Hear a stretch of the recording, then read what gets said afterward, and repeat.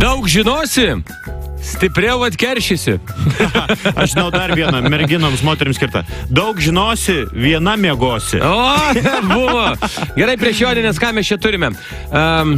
Kalbasi dvi moteris ir viena sako, Miglė sako, tu man pasakyk, prašau, aš čia sužinojau, kad tavo vyras turi visiškai beveik identišką brolį dvynį, ar ne? Nu, sako, tai kaip tu juos atskiri? Nu kaip, sako, maniškis po sekso visada užsirūko. Toliau. Žmona sako, kokia puikia tavo kardiograma, brangus, jūs labai gerai, lygi, tokia ritmiška, viskas tvarkoj su širdėlė. Palauk, nu, Regina, čia ne kardiograma, čia gydytojas receptą išrašė. Man gydytojas pasakė, kad aš kenčiu nuo paranojos. Na, iš tikrųjų, man jis to kaip ir nesakė balsu, bet aš tiksliai galiu pasakyti, kad jis apie tai pagalvojo.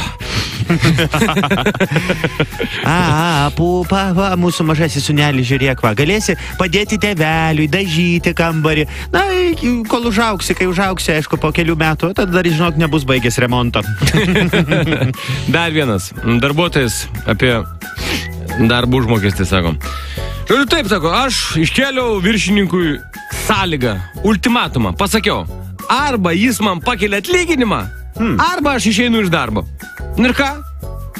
Priėjom kompromiso. Jis man nepakėlė atlyginimo, o aš neišėjau iš darbo.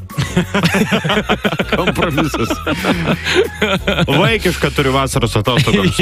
Kaip pakelti dramblį su viena ranka? Atsakymas neįmanoma, dramblių su rankomis nebūna.